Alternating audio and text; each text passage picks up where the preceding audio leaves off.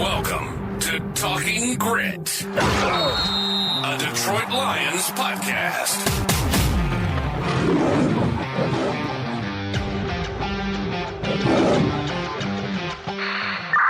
Talking Grit is brought to you by the Monroe County Reporters, Monroe's top news source for police, fire, and community events. Post 3 at Depot Street.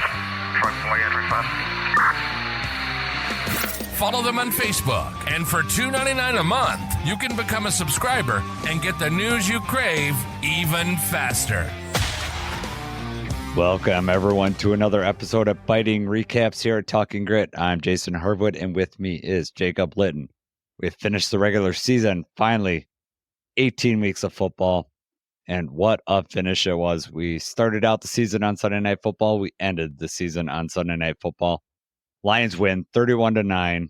I'm done with this intro, Jacob. Let's talk about this game. How you doing? Awesome, right? 15-2 record, even better than we could have imagined.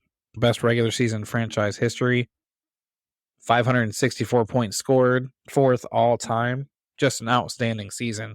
But as far as last night's game went, the stakes obviously were at an all-time high. There may never be another NFL game with the stakes as high as that one. And for the first half was close, but close on the scoreboard. It just didn't feel like it was close. It felt like we had the upper hand pretty much the whole time, which was nice. It was refreshing. It was not as much pressure as we thought. It wasn't going to be another one like the last time where we needed Jake Bates to kick a field goal there at the end of the game. Just a good way to put an exclamation point on the season and leaving no doubt about who the NFC North champions are. Yeah, it was.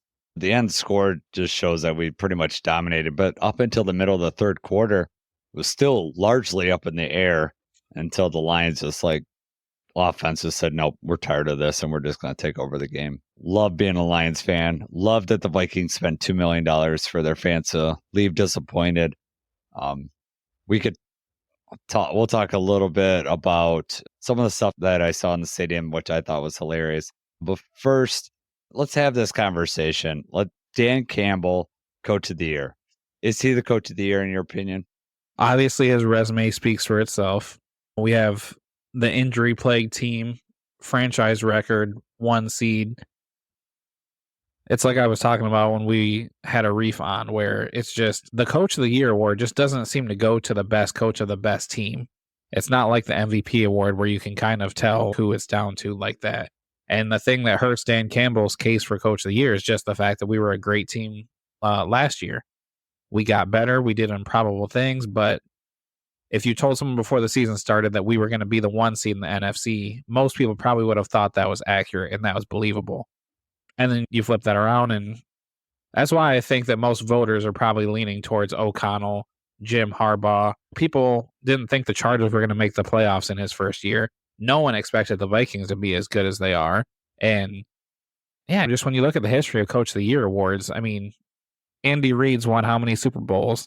He has won 1 Coach of the Year award, and it was with the Eagles back in 2002. Coach of the Year does not really mean the best coach of the best team. I feel, in my opinion, it just seems to be like the most improbable record of the year. If I had a vote, I absolutely would put Campbell number 1. Completely unbiased. Yeah, exactly. We're completely unbiased here. We're definitely not wearing my Lions hat, my Lions shirt, my Lions socks. Definitely not biased. But no, when you look at the totality of the season, you're right. Everything is built on expectations coming into this season, which builds those expectations. We do by talking about it, or how the national media built it. That doesn't mean how good your team is. Kevin O'Connell definitely was a great coach. He got more out of his team than any of us expected. But it's not like his team is not full of dominant players either. I mean, they have really good linebackers, edge players. Obviously, Justin Jefferson, Jordan Addison's really good. You had TJ Hawkinson in there. Aaron Jones is solid. Sam Darnold was the question mark, and he had a really good season, but he was also set up with a lot of weapons too. So everything was built off expectations was for this Coach of the Year award. But when I look at Dan Campbell, you tell him, yes, we had a solid team, 15-2, we're number 1 seed. all believable coming into this year. So did he exceed those expectations? Maybe not. But you also tell me that we're going to have 15 players or how many on the IR. Aiden Hutchinson being one of them, who most doubtly would have been Defensive Player of the Year if he would have just continued his tear that he was on the first third of the season. Dan Campbell is the Coach of the Year. Not only when you look at, okay, we're 15-2, it's the decisions that he's made. And that was obviously a talking point around the league because he is gutsy. He does all these things. But they're very intentional things that he does. He doesn't just do them out of emotion. Teddy Bruschi, be darned. He doesn't do things. Dan Campbell does not do things just out of emotion. He does what he needs to win the game. And a lot of those decisions have helped win the game for the Lions. That's beyond whatever he's built with this team, the trust and all that, and beyond all the injuries and getting the next man up. So yes, in my opinion, Dan Campbell deserves, and last night's game might have been for the Coach of the Year because it's probably between those two guys. Any other year, Jim Harbaugh would have definitely had a good chance, but you got a 14-2 teams playing last night, and our guy fortunately came out on top, and I think that he deserves Coach of the Year. Absolutely deserves it. 100%. And if you told me that he won Coach of the Year, I would say the right man won, definitely. I just, in my opinion, and based on the way this goes with this Associated Press award like that, it just doesn't, history does not show that's usually what happens. If you guys notice that Jason's voice is gone, he went to a Taylor Swift concert, and yeah, that's why he sounds funny. He was singing Shake It Off really hard. Yeah.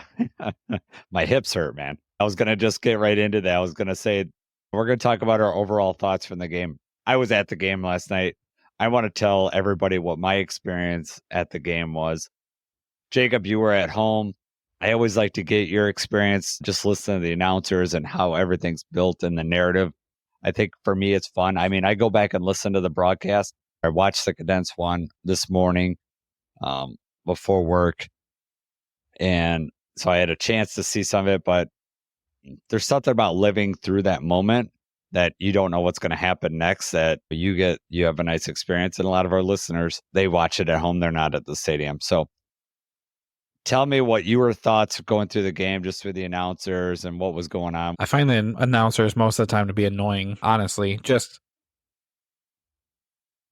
I would say most of the fan perspective had the Lions winning this game. A lot of the media perspective picked the Vikings to win. And we can say it's the injuries and whatever, but it just seemed like the Vikings they weren't favored betting favorites, but it seemed like they were favored by most. You see all these analysts picking the Vikings to win and everything, but I know what this team's about. I know what we're capable of, and we've talked about this before, and I told you, afraid's not the right word, but I would be more concerned with facing the Packers again than facing the Vikings. I said that before this matchup even happened, and the first half is close. It's going back and forth. We have a couple plays that don't go our way. It never felt like this one was out of hand. Whereas you got the Texans game where it's, okay, we keep getting kicked further and further down. When do we hit the panic button? Which was also different than the Bills game where we were performing well against the Bills. We just weren't able to stop them. This really just, I don't think relaxing is the right word for a football game, but I mean, towards the end of the game, it was just nice to know that we were going to get it done. I didn't have any doubts towards the end. But yeah, what was the environment like being there? Because, I mean, this is one of the best games to ever attend. So walk us through that. Yeah. So my boys decided not to go. So it was just my wife and I up there. So that was unique in itself for us. We're used to going as a family. I felt bad. The boys decided not to go. We were going to let them stay up and either go late to school, miss school. My boys are good students. School's important, so don't think that I don't want them to be there, but they're not behind. Let's just say that. So I was willing to do all that for them. They didn't want to do that. So they wanted to stay home and watch it with grandma and grandpa. So if we get up there early, we go to dinner, we get in line right when the stadium opens. The line is extremely long. And we're talking, this is at 5:30. The game, they open the gates at 5:30. The game starts at 8:20. So we're talking 3 hours before kickoff. And the line, even at the secondary gates, the line moves fairly quickly, but it took a good 20 minutes to get through the line just to get in the stadium. We get in. I mean, it's already buzzing in the stadium. It was very comparable to the Rams game in the sense that people were there early. I'm talking about the Rams playoff game from last year. So I was excited. I was like, okay, the crowd's into it. I go actually meet up with Morgan Cannon. We hang out for a little bit, and then we get in our seats, and it's 45 minutes before kickoff, and they show Alex Anzalone like on the screen. Not the introduction. He was just coming out for warm-ups, and the crowd, this was 45 minutes before the game. The lights are fully up. We're not even like into the intro, and the crowd just goes crazy, and it gets loud already. And I was like, oh yeah, this is going to be awesome. It gives me goosebumps to just think about it right now. I was just so excited for Alex to get that response, excited to get him back as a fan. I knew what it meant for this defense. I was watching as much as we watched, Jacob. We knew we needed Alex back. And you could make the argument getting Alex back may be more important than getting Hutch back at this point, just for what we need in that, like what we need from the linebacker crew with all the injuries that happened there.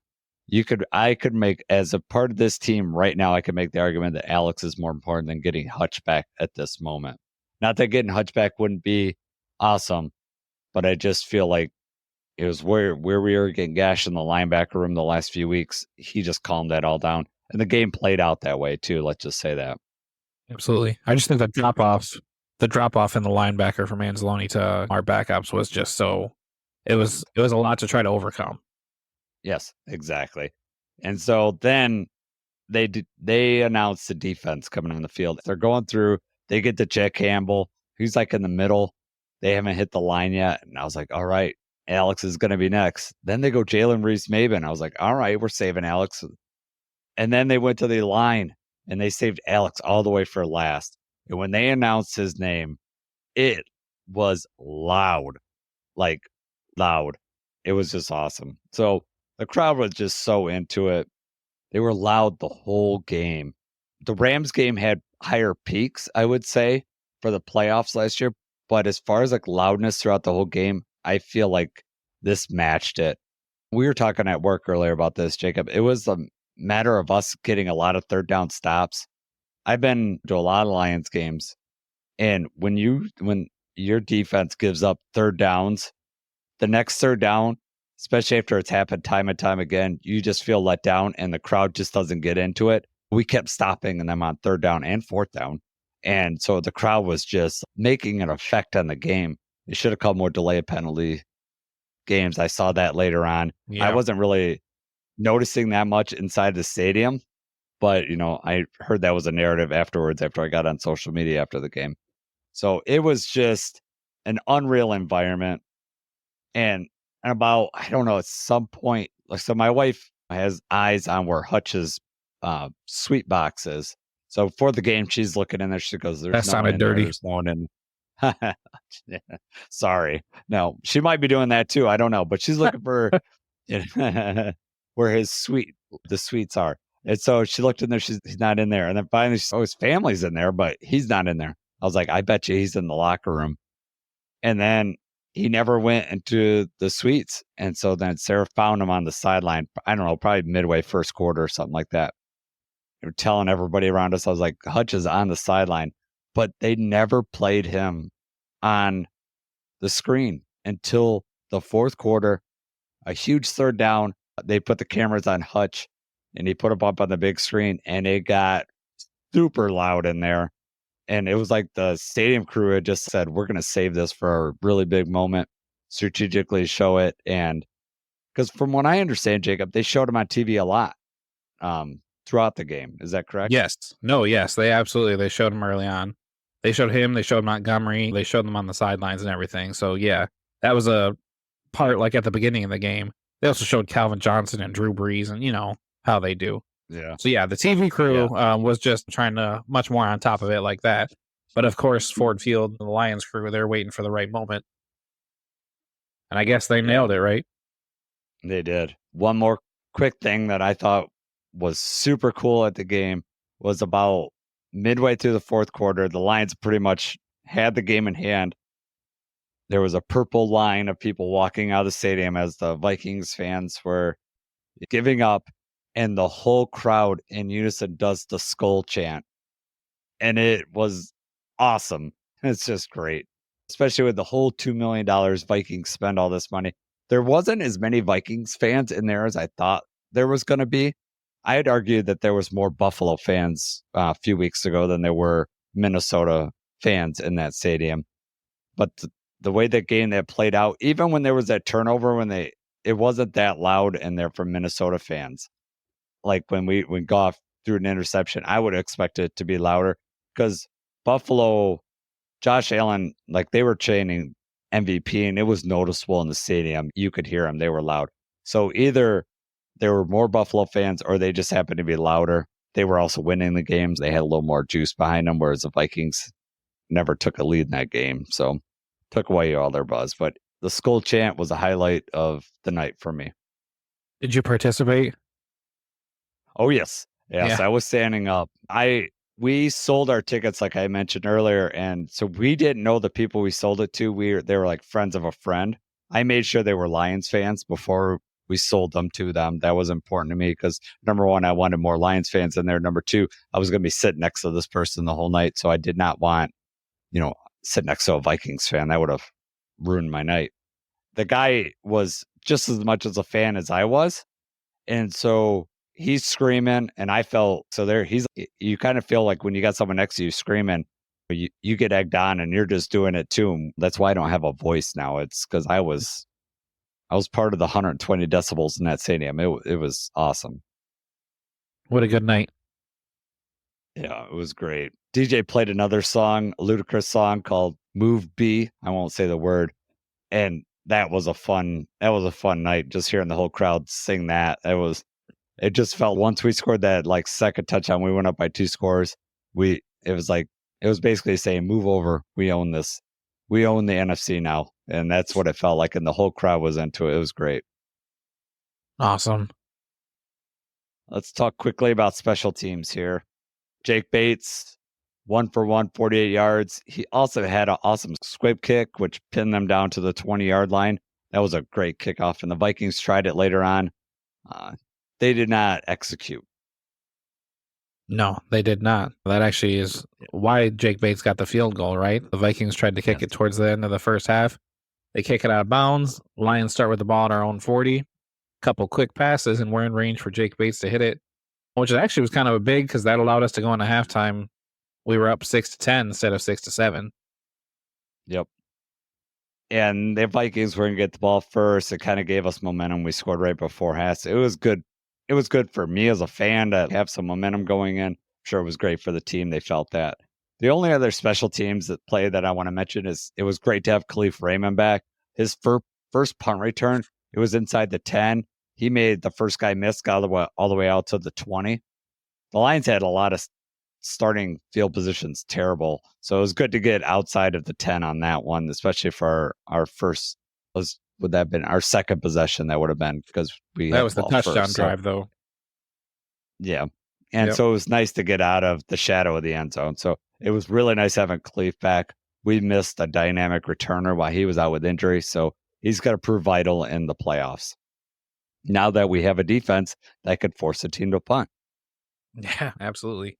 Much else on special teams other than for their kicker missed a vital 51-yarder, which you could argue whether they should have went for it or not. Dan Campbell would have went for it in that case.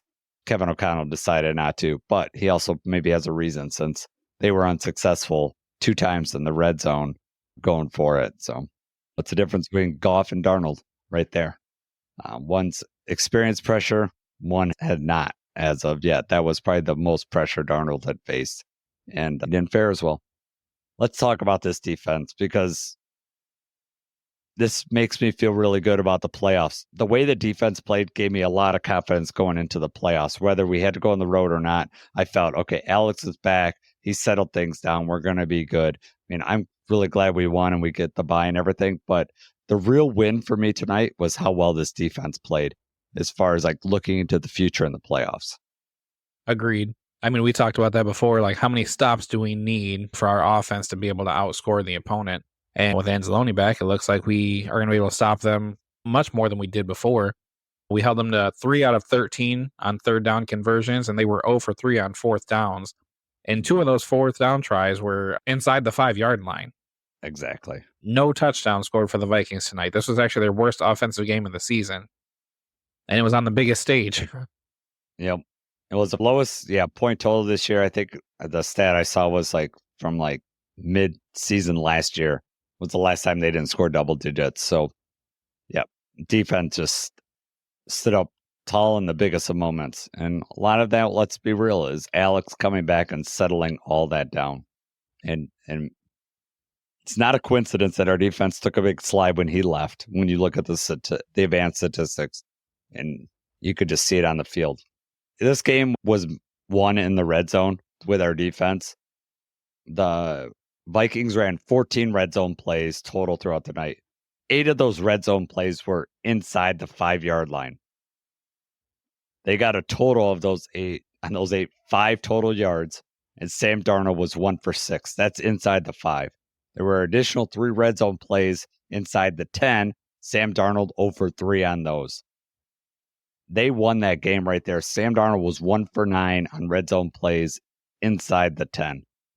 When you have Justin Jefferson and Jordan Addison, TJ Hawkinson at your disposal, that just tells you how good we were on our back end. Yes, Sam Darnold did miss some throws, but a lot of that was because we were getting pressure and moving him off his spot too.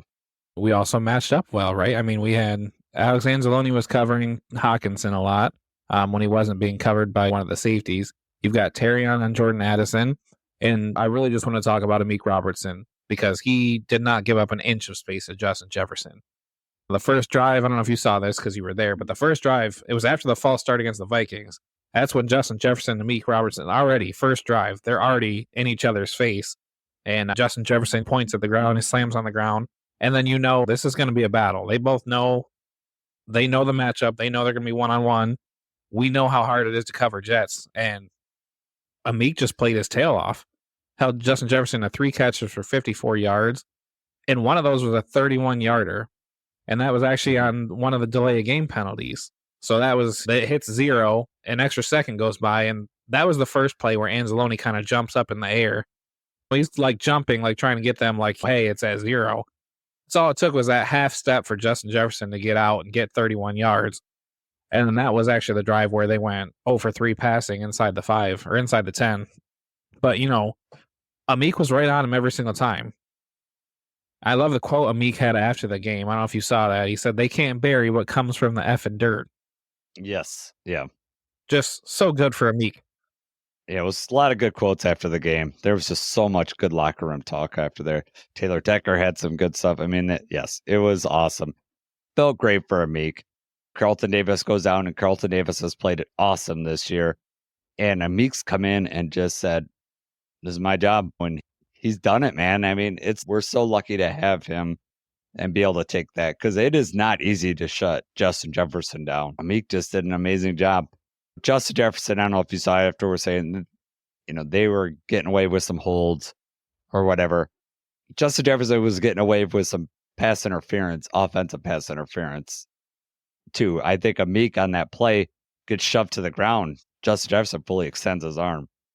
They don't really call that very often, but yeah, I don't know. There was a lot of talk about the refs being pro-Lion. That's just loser talk. Just like how we used to have a lot of that talk when the Lions were losing. We had to point our finger at somewhere. It was easier to point our finger at the refs than it was at ourselves and our deficiencies that we had as a team as a whole.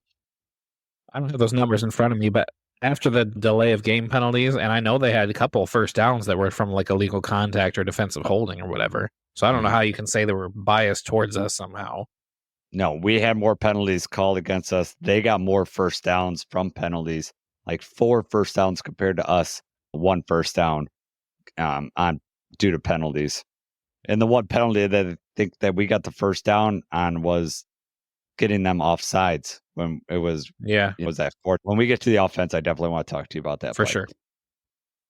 So Meek, again, got a game ball, totally deserved it. Another defensive player that got a game ball was Alex Anzalone. I talked about him at the intro, but he was matched up with TJ Hawkinson one-on-one. Alex has not played in like 7 weeks. He played every snap except for one in this game. I know that it's helped that he had an arm injury, so he was probably able to do the bike exercise and stay in shape. But there's a difference between staying in shape and staying in football shape. And the fact to hold TJ Hawkinson for 2 receptions on 8 targets for 9 yards, that is awesome. Yeah. I mean, Darnold was feeling the pressure, and it just seemed like he was trying to get Hawkinson way too much when he wasn't open. Anzalone's right on him. And you're right. You can't understate the importance of having Anzalone back.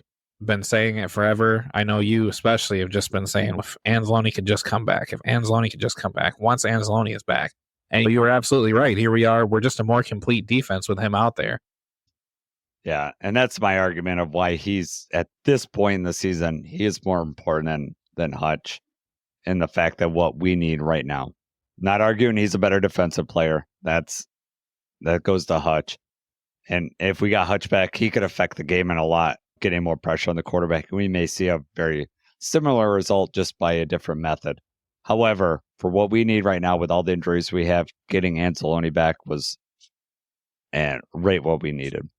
You mentioned about Justin Jefferson, only having 54 yards. Jordan Addison, 1 catch, 6 targets, 0 yards.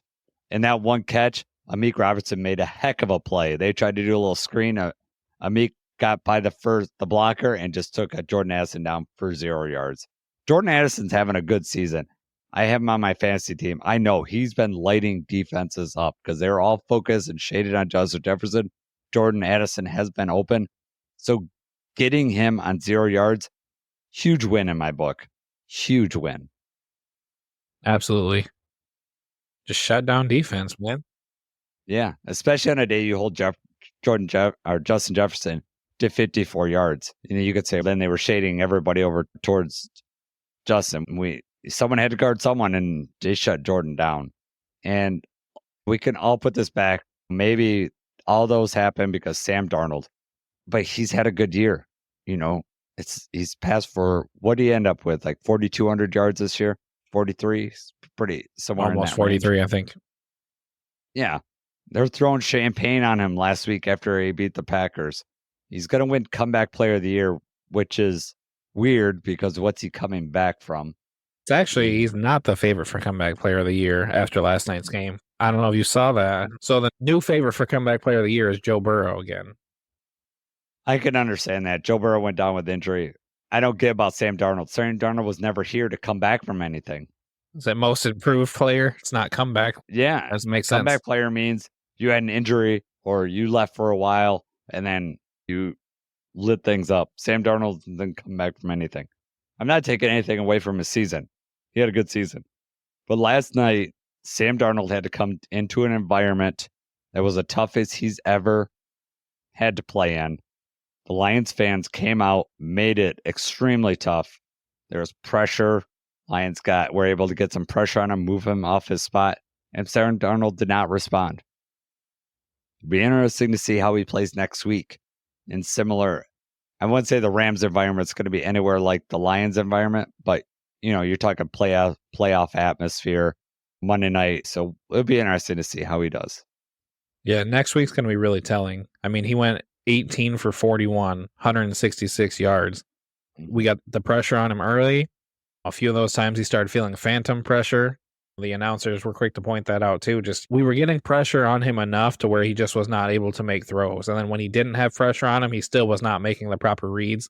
And I mean, really just kind of reverted back to what Sam Darnold has been in the past, which unfortunately, is just looking average out there.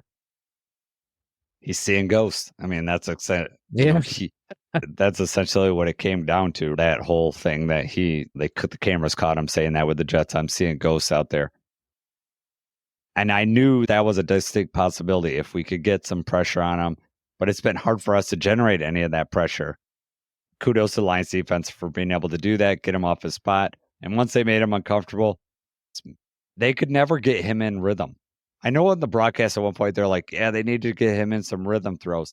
They could never get him in a rhythm. Even the short outlet passes, late in that third quarter and fourth quarter, the Lions were just stopping it for 1 or 2 yard gains. They were on top of it. They knew that stuff was coming, and they could never hit the big shot. They just, was never open. It's too bad I wanted Kirby to get another interception just to throw it in the Pro Bowl voters' face, but didn't need to. We pretty much, I'll take this, 18 for 41. Man, that is awesome. We held the Vikings 262 total yards of offense, which is the lowest yards given up since week 11 since the Jaguars. And who was injured in week 11 and was out for the last 6 weeks? Yeah, exactly. Yeah, so Anzalone, once again, just huge. I also want to shout out Levi Onwuzurike. So he actually had 8 hurries. He had 3 tackles, but I mean, he was constantly plugging holes in the run game. He was crashing the pocket so hard against the pass. And it just seemed every single time he was just bringing it. The center and both guards just had a really long night. I'm sure they're feeling it today because Levi was just in their face the entire time, just crashing back. I think that it affected Darnold for sure. He doesn't have a clean pocket. It's crashing every single time. They just getting him off his spot. That's where Jared Goff has been so good. Even when they get him off his spot and he's able to slightly move here and there, he can make big time throws. When we get to the offense, I definitely want to hear your opinion of Jared Goff. And I know he had 2 turnovers, but before we get on that, I just want to say that with the crowd reaction to Alex, I don't think I was alone or you were alone in the fact that everyone knew what this meant for us. Part of it was, hey, we're finally getting a defensive player back. We've been losing them all. But I think a lot of people just knew what type of person Alex was and what he was going to bring to this Lions defense. And we got to see it last night. Troy Aikman last week on Monday Night Football, the narrative was, I don't know how far this team could go because of this defense, blah, blah, blah, blah, blah. We get annoyed when we hear announcers, and it is tough. I mean, they have to come up with this stuff to talk live. They tend to harp on the same things because it's hard to change what you're talking about midstream. Troy Aikman saw that game. I know he's probably watching. I bet you his mind changed because the defense has played like a totally different team last night. Definitely showed we're right back to what we were capable of doing before. Exactly. And that's scary. When I don't want to get too far ahead of ourselves, but when we go to the offseason, it is going to be crazy to talk about. We're going to be adding Hutch to this team. You're adding a defensive player of the year next year. It's like getting a trade. We were already playing so well. And then we're going to add this awesome player next year. Training camp cannot come soon enough after the Super Bowl because I want to see Hutch out there with the team again. I'm dying for it. Hey, he's trying to come back for the Super Bowl, man. I know. Would be unbelievable. The way he's walking on the sideline, I got to find that super hard to believe for him to come back. Right. He may, but he's still openly limping. And for him to get back into football shape. Yeah. No, he's running underwater and everything like he's training. Yeah. That'd be a difficult decision for the Lions if he wants to play and wants to get out there and play 10 snaps or something like that. Do you allow him to come out there and play, or do you tell him that we need you for next year? We got to play it safe. Yeah, it's going to be an interesting decision. It's too bad if he does come back, though, that it won't be in Detroit. Like, I can't imagine the ovation that Alex got, Hutch coming back, it'd be even louder. I can't even imagine that. But hopefully, when we get to the NFC Championship game, if that happens, they do something for Hutch and we can get those cheers out of the way. All right. Is there anything else on the defense that you got notes on that you want to talk about? Real quick, Terron Arnold, Titan coverage again. I thought he had another really good game. He had that huge 4th down stop. I think that was on Addison. Diving stop. He got hurt later in the game. X-rays came back negative. Definitely the bye week's coming at a good time. He seems to think that he's going to be good to go for the next game. And then Kendall Vildor had to come in late for Terrion, and he actually did not allow a catch. He knocked the ball loose from Justin Jefferson on that one play. It was ruled a fumble on the field, but they overturned it to incomplete. But yeah, it was nice because usually in the past, when Vildor comes in, we know, okay, they're going deep on him right here. They're going to start trying to target him.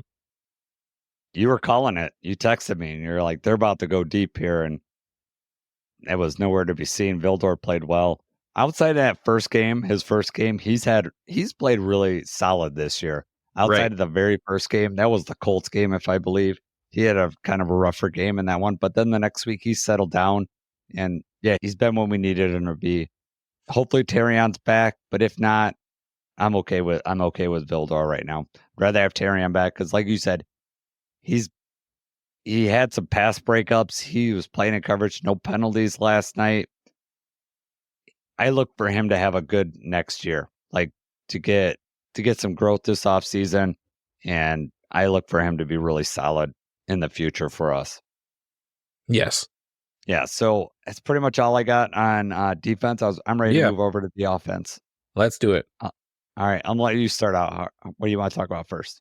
All right, let's just break down. I mean, offense, we go 5 for 12 on third down conversions, 2 for 4 on the fourth down conversions. Let's just talk about this play. I know you mentioned I want to talk about it too, but we also had a nice hard count to draw them off sides to convert another fourth down without having to run a play. I mean, we just have these teams right where we want them with fourth down because it's just another down for the Lions. The stakes are not any higher. The play calling doesn't seem much different. The moment doesn't ever feel too big for us, and I think that's probably why the Vikings kept failing because the Vikings, before this game, only went for it on fourth down 10 times all year. And then they tried to do it 3 times in this game, and it was just too much.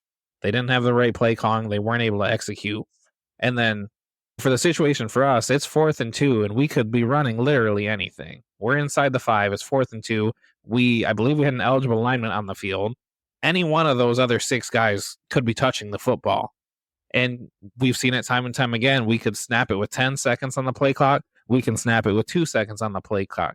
We can be doing literally anything, and that's impossible for them to defend. So then, of course, the Vikings jumped off sides because they thought we were running a play. And it's the opposite for most teams where you watch football games and they line up on fourth down.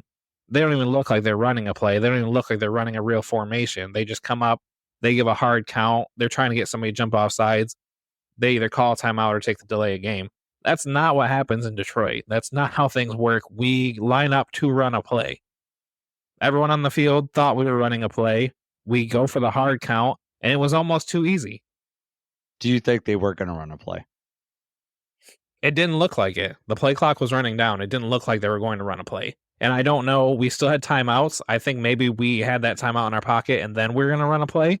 But definitely, I mean, that by the design, they were trying to make them jump off sides. The guy that was next to me talking, it's like, they can't be thinking about going for it. And I said, they kicking a field goal gets them up 3 scores. Seems just too risky. I was like, they got to be trying to draw them off sides. The thing that makes them draw them off sides is the fact that we do go for it so often. And Dan Campbell is, I'm going to say, unpredictable. And they could sell it. You're right. Other teams try to sell it, but they don't have the guts to go for it. Like we did in the Packers game to seal that game and run it all the way down and get the kick. Dan Campbell, I mean, those calls early in the season, whether they work out or not, helped set up this play and gave us the first down without even risking anything, without even running the play. They gave us that first down, and therefore we go and score and do what we need to do. I'm not saying that you just go for everything and then you're unpredictable, but all that stuff that Dan Campbell's made, decisions he's made early in the year, help set up a play like that. And it's going to happen again in the playoffs. The stakes get bigger. Dan Campbell's going to have the stones to go for it or to do something like that. And Jared Goff is so good. He's not the best hard count quarterback. Aaron Rodgers is probably the best hardcore. At least he was. He just would get people to jump off sides. I hate to praise him, but I'm going to in this case. But Jared Goff, it's how dare everything you mention else. him on this episode? I know. Everything that they've done, that Dan Campbell's done and built here, led to being able to draw them off sides.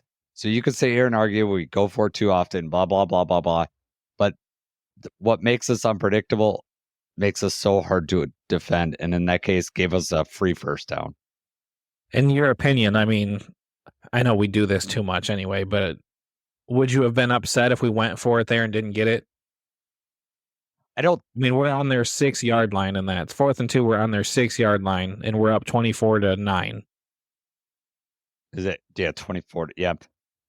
I don't know if I'd have been upset because I just know that we probably could have got that regardless. I would have said this is a time where we kick the field goal. Is up to me, but I would have done exactly what they did. Line up. What do you got to lose? Even if we take a delay game penalty, we don't want to use a timeout or whatever. So you're on the 11-yard line. Now worried about leg with Jake Bates, obviously, from that distance. So he had nothing to lose and everything to gain. And even if we do a false start or whatever, still no harm, no foul. We're going to kick the field goal, go up 3 scores, still win that game. But I mean, if he'd have went for it, I would have not been shocked. But it played out the way it needed to play out for me. But he was lining up. He was ready to go for it. And if anything, it would have been in spite to show Kevin O'Connell, this is how you do it. This is good. Yeah, they're not like us. No one's like us.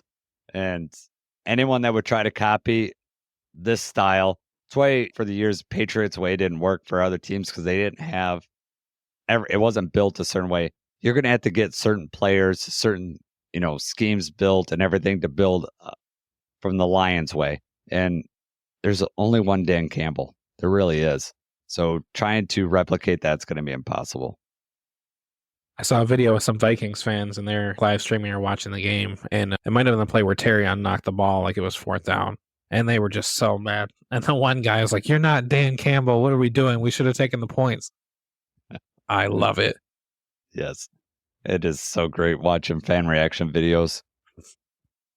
Much like our defense stopping them in the red zone, our offense went to work in the red zone. 3 for 3, all touchdowns.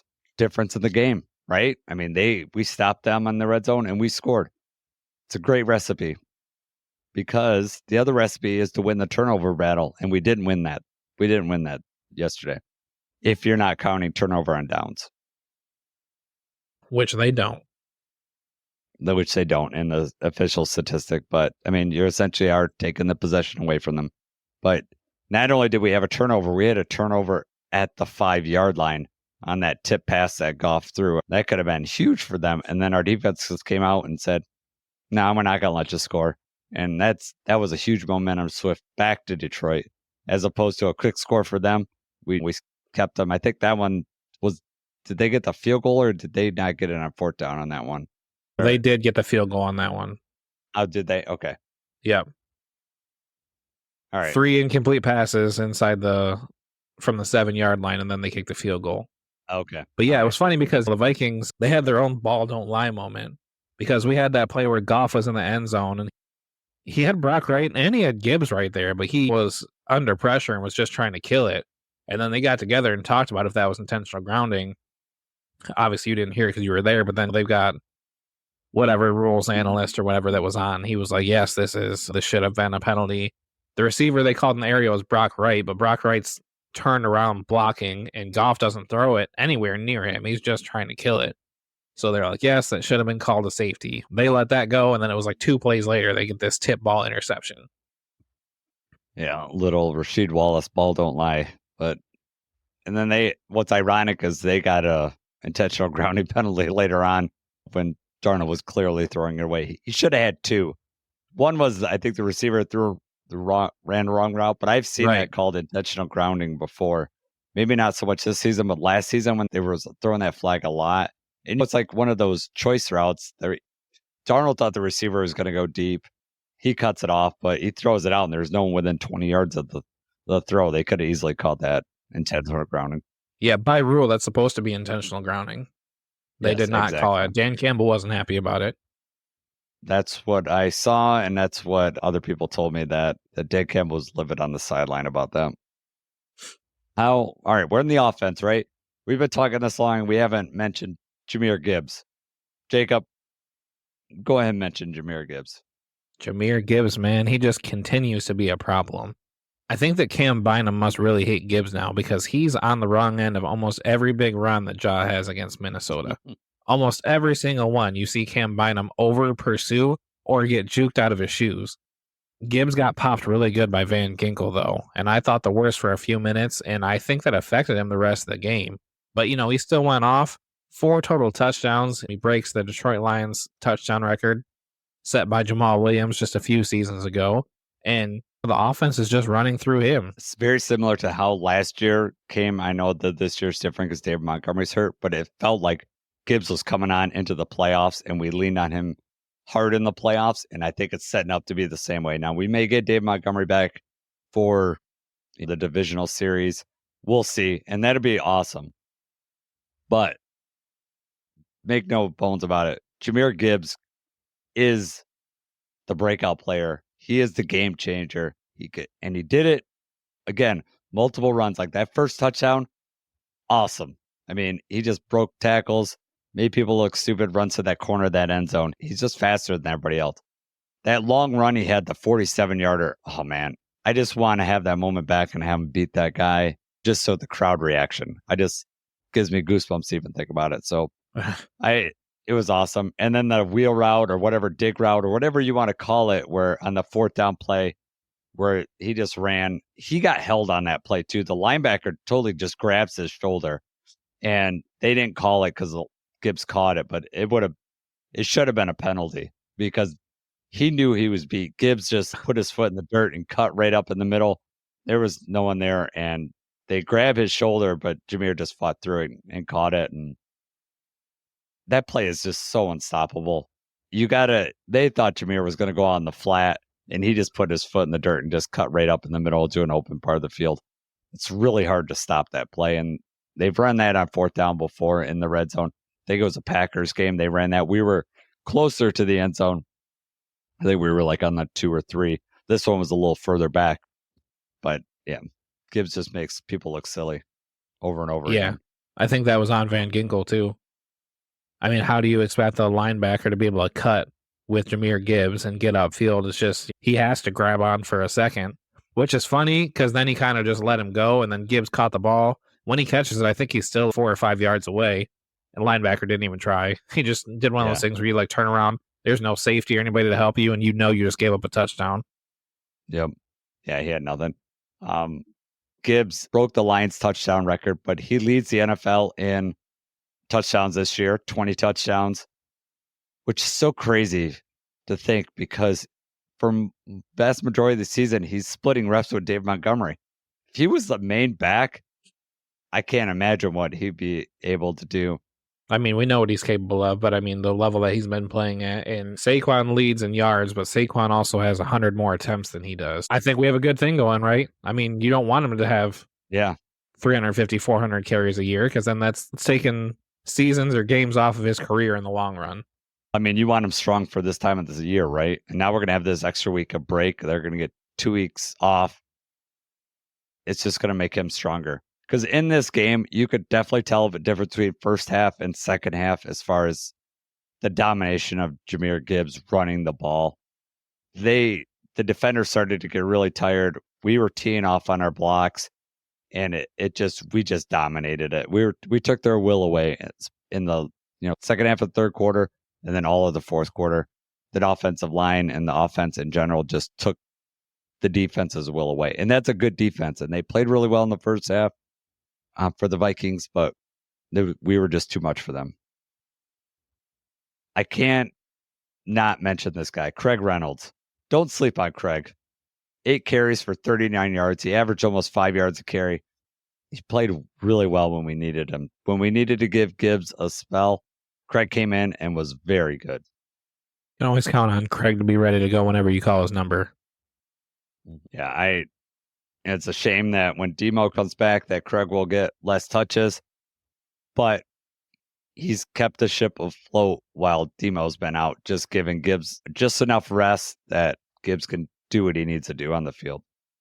Yeah, I mean, he came in on a couple of short yardage situations. I mean, he was letting his blocks develop. He was hitting the holes when the time was right. He played a pretty good game. He's been very patient with his runs, I've seen, and I really like that. He lets the blocks develop. And he takes what they're going to give him. He doesn't try to overcreate. He just doesn't get fancy. I'm going to get my 4 or 5 yards and just keep us ahead of the sticks. And I'm sure that's what they told him. Craig, this is what we need you to do. Keep the sticks moving. And we don't need you to get 70-yard plays. We don't need you to get 30-yard plays. We'd like them, but we don't need that. Just take what they're going to give you. Jared Goff probably had a down night as far as statistically. but he made some clutch throws. I mean, clutch throws. That fourth down throw to Jameson Williams over the middle while he's got a free runner coming right at him, hitting him, just gave him a solid hit, and he just delivered that ball to JMO, got the first down. This is difference between him and Darnold. Jared Goff had composure and was able to deliver in big situations, and Darnold was not. Yes, Goff had another one too to Amon-Ra, where it was like he had a linebacker in front. There's a corner on Amon-Ra. He knows there's a blitzer coming in, stands in, throws it where he's supposed to, and Amon-Ra, Mr. Reliable, is able to catch it. Amon-Ra, J-Mo, Laporta, they all had a couple big plays. They all came up where they needed to. A question for you, though. How did you feel about the interception that Goff, when he just chucked it deep into double coverage? I mean, it didn't feel like it was necessary. I'm sure they wanted to try to take a shot, but J-Mo didn't have them beat. It's double coverage. Did you think that Stafford was back there for a second? Yeah, that's what I was going to say. That is a Stafford throw, but it wasn't third down, the arm punt. I'm confused about the whole situation. It's very uncharacteristic of Jared to just throw it up like that. So it makes me question whether he thought J-Mo was going to do something else, but there was a deep safety back there. So I don't know. He just kind of just like flung it up there. I was more upset about that one than I was the other one that got tipped, because that one was just playing the defense. Whereas this one, he just kind of gave the ball up. And yeah, I was confused. What did you think about that? I didn't get it at all. I didn't know if he just didn't see the safety. I mean, it hurt because it was like, that was at a moment where we really needed to have at least a long drive. We had stopped them on fourth down. We needed to get a decent drive together. We were starting inside our 5-yard line. So for us to just chuck it deep and give it right back to them at the 50 was like, what are we doing? Yeah, that was the frustrating part, that we had defense had just gotten off the field on a tough stop. I guess I should have looked this up before I started, but the average starting field position had to be wildly in favor of the Vikings, because we were constantly stopping them in fourth down twice inside the 5-yard line. And we had some punts that took us inside the 20. But the Vikings started on the 5-yard line or 7-yard line once, and then we gave them that ball at the 50. It seemed like they were starting in very good field position. They couldn't do anything with it. We were starting in bad field position. Yeah, every drive that they didn't start at their own 30 or behind were field goals. When they started on our 7, that led to a field goal. They started on their own 42. That was a field goal. They started on their own 46. That was a field goal. Mm-hmm. Which I think their own 42 was another one that was when we went for it on fourth down and didn't get it. And that would have been a completion, but it got tipped on the line. I mean, the receiver was wide open on that one, but unfortunately it got tipped. You mentioned a player that I wanted to talk a little bit about. Sam Laporta he's been coming on lately. We talked about him in the most recent podcast. He's going to prove vital in the playoffs. I know this. I just have this feeling that he's going to make huge first down catch after huge first down catch, and he's going to move the sticks. He may not be a touchdown machine, but he is going to provide a big catch in the playoffs. I know it's going to happen. I could just see it coming. We keep giving him the ball more and more. Mark my words, Sam Laporta is going to have a really good playoffs. Yes. I mean, he's just a reliable target. And then a couple of these plays are designed to him. A couple of them are check downs, but 7 targets, 7 catches. And you're right, the last, I think, 3 or 4 weeks, he's just been playing at a really high level. I think Goff is getting back to trusting him, looking for him. And then when you get into the playoffs, you're going to have these teams looking to take away people. And they're not going to have enough people to take away everybody. And I think at some point they're going to say, we're going to leave Sam one-on-one. And Sam is the type of player that will win one-on-ones. And he hasn't had a lot of yak this year. He's been seen to get tackled when he catches the ball. Last year, he was getting a lot of yards after catch. I'm hoping that happens in the playoffs. But regardless if it happens or not, Sam Laporta is a reliable person. He's going to catch 3rd and 4th downs and get the first down, and it's going to happen this playoffs. What else do you want to talk about on the offense?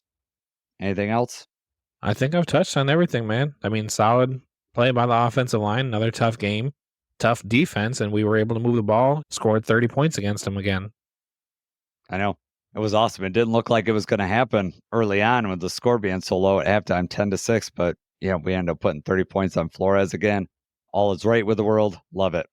Let's talk about our great guarantees. You picked the over. Obviously, we didn't hit that. And I had Amon-Ra for 10-plus catches.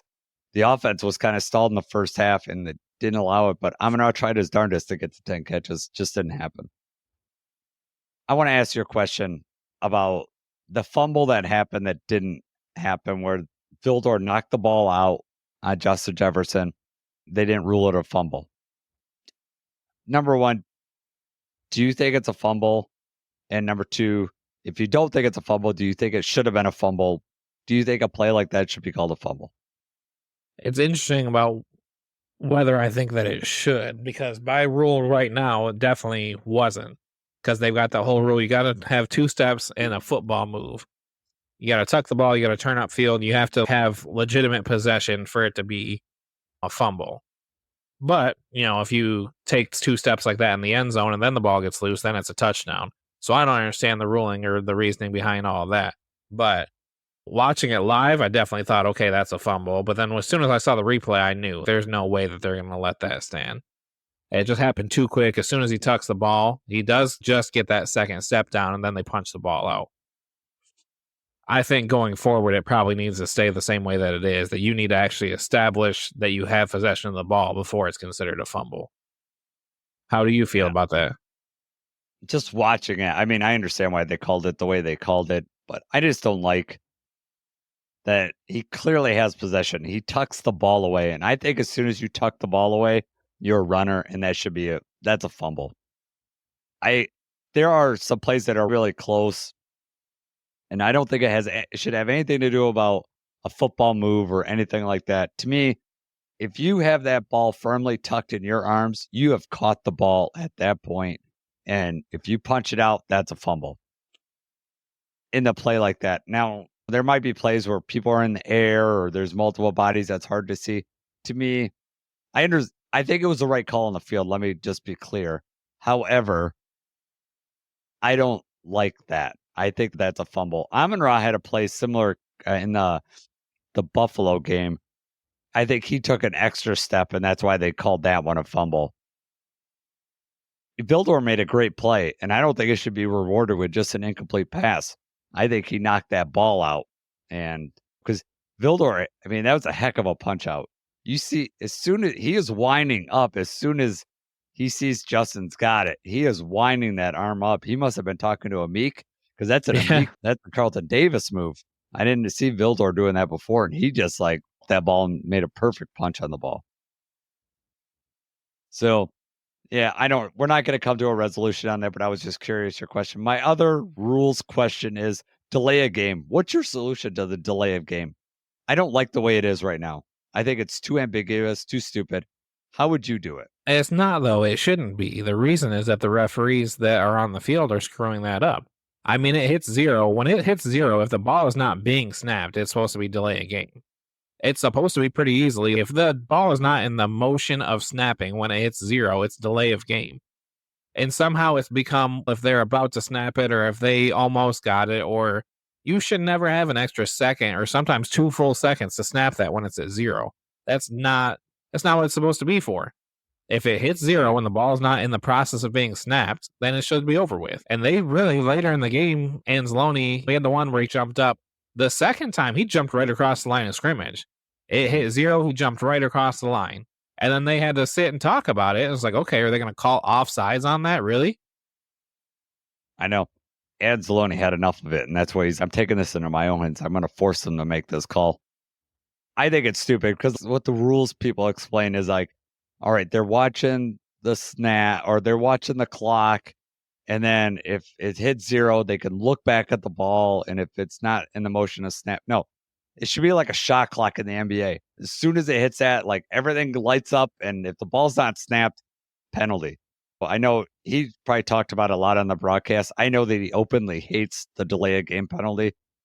I think it's so stupid, and there should be some sort of buzzer or something that just triggers it. And I think that how I would do it is you have timeouts left and a delay of game penalty happens. This is a penalty where you could say the offense has chosen to take a timeout instead of a delay of game penalty. Okay. I would let them do like that. a 10-second runoff thing. Allow them to take a like timeout that, instead of similar accepting to the that. penalty. Like I would let, because there's so many times that the coach is about to call it, or did he call it in time? I would just take all that out of it, and I would just say, I would go to the head coach and be like, you're getting a delay of game penalty. Do you want to use a timeout instead? And just let them decide at that point whether they want to use the timeout or not. But I would be hardline stance. It hit 0 and you have not snapped it, penalty. It's too subjective if you're doing this thing, because some referees will give it a full second afterwards. Some don't. I mean, it's dumb. It should be clear. That's not the actual rule, though, right? It's supposed to be if the ball's not in the act of snapping when it hits 0, that it's supposed to be delay a game. Yeah, so I'm hoping next spring or next fall, when we're in preseason, that they've made this announcement that we're going to hardline the delay a game, and it's going to be at 0, we're going to call it. You're going to just see tons of flags for all the preseason games, and then it's fixed by the regular season, and there's just penalties sporadically. Or that's how I'd fix it. I think they should have one referee on the field with an Apple Watch, and the Apple Watch is synced to the play clock. And as soon as it hits 0, the watch starts vibrating and flashing, and then they know. Nope. They should keep an eye on it and ready for it. Here is how I fix it. There is a watch on the center's hand, and it's tied to the clock. And if it doesn't, it sends an electric shock through his hands, and he can't spike it. It just freezes them right there, and then the play's done. And then that way the center would have to snap it. There would be no delay game penalties for fear of being tased. Yeah, it's like a dog that doesn't want to go through an electric fence. That's what it'd be like. The center would be like, I got to get rid of this ball. I don't get shocked. Be a lot of premature snaps. Yeah, sorry. You know about premature stuff, right? All right, Jacob. I think we've wrapped up this game. Huge game. I think this week we obviously have a bye. The Lions have earned a bye. But here at Talking Grit, we didn't earn a bye. We're going to talk about other stuff this week. I think we're going to record on Thursday, release one on Friday. Sounds like Morgan wants to join us. He's got tons of stuff to talk about that he wants to get off his mind. We're going to give him the platform for that, and we'll have stuff to talk about too. So look forward to that later on this week. We're going to let you get a couple days to digest the win before we come back and on the airwaves here. So, Jacob, I'm hoping my voice is back tomorrow. I kind of like you not having a voice. You have to shut up a little more. Yeah, we're not even working together tomorrow, so it doesn't matter to you. Maybe back by Wednesday when we work together. But anyways, for Jacob, I'm Jason. Let's go Lions.